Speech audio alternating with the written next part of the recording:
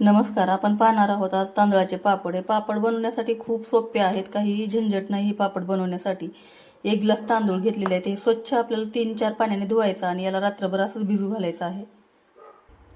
इथे तांदूळ जे आहे ते मी रात्रभर पाण्यामध्ये स्वच्छ धुवून भिजू घातले होते. तुम्ही बघू शकता एकदम छान असे हे तांदूळ भिजलेले आहेत. यातलं पाणी काढून घ्यायचं आणि आपल्याला पटकन असे पापड बनवून घ्यायचे आहेत.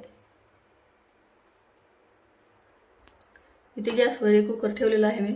त्यामध्ये ते ज्या गिलासाने आपण तांदूळ घेतले त्याच गिलासाने आपल्याला बरोबर 4 ग्लास पाणी टाकून घ्यायचं आहे.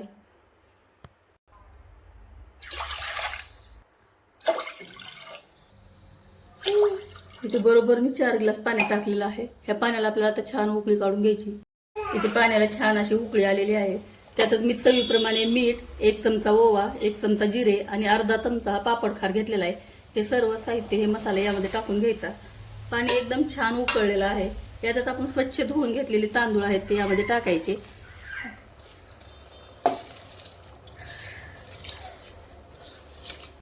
इथे याला मी पळी फिरून घेतलेली आहे आणि याला झाकण लावून आता आपल्याला 6-7 शिट्ट्या आहेत त्याच्या करून घ्यायच्या आहेत. इथे 4 शिट्ट्या झाल्यात आणि कुकर पण छान असा गार झालेला आहे. तुम्ही बघू शकता एकदम मस्त असा आपला भात शिजून झालाय. त्याला मस्त एक पळी घ्यायची आणि त्याच्याने छान असं फेटून घ्यायचं. एकजीव करायचं याला. याला फेटून घ्यायच्या टायमाला आपल्याला यामध्ये तिखट बनवायचे, त्यामुळे मी थोडीशी हिरवी मिरची कुटून घेतलेली आहे. हिरवी मिरची आणि कोथिंबीर टाकणार आहे. यामुळे हे पापड खूप छान आणि खूपच टेस्टी होतात. यात टाकायचं आणि छान मिक्स करून घ्यायचं. इथे छान असं मिक्स करून घेतलं याचं मिश्रण. तुम्ही बघू शकता किती छान झाले. हे थोडंसं गार झाल्याच्या नंतरच आपण हे पापड पन्नीवर थापून घेणार आहोत.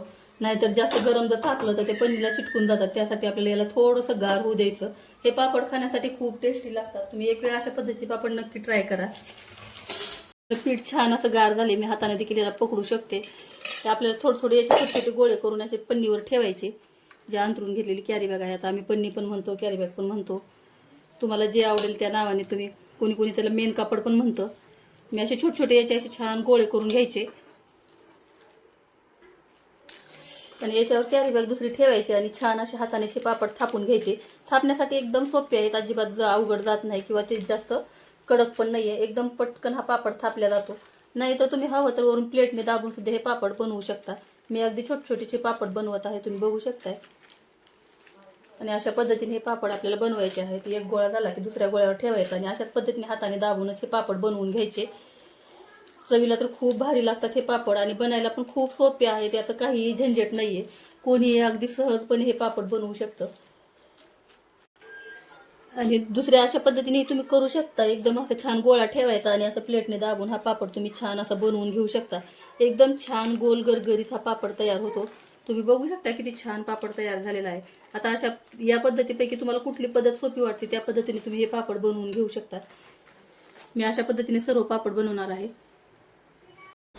इथे अशा पद्धतीने मी सर्व पापड बनवून घेतलेले आहेत. याला आपल्याला 1 दिवस घरामध्ये आणि 2 दिवस कडकडीत उन्हात वाळवून घ्यायचे. त्याला कडकडीत उन्हामध्ये मी 2 दिवस वाळवून घेणार आहे आणि नंतर मी तुम्हाला तळून दाखवते. हा पापड खूप छान होतो, चवीला पण खूप छान होतो आणि खूप छान तेलामध्ये फुगतो. तुम्ही अशा पद्धतीचे पापड नक्की ट्राय करत जा. इथे आपण बनवून घेतलेले पापड एकदम छान वाळून तयार झालेले आहेत. तुम्ही बघू शकता किती छान दिसायला लागले. दिसायला जितके छान आहे ते खायला पण इतकेच टेस्टी लागतात. खूप खमंग असे हे पापड होतात. हे तुम्हाला मी आता तळून दाखवते. कढईमध्ये तेल गरम करायला ठेवले. तेल एकदम छान कडकडीत गरम झाले. आता आपल्याला यामध्ये पापड टाकून तळून घ्यायचा.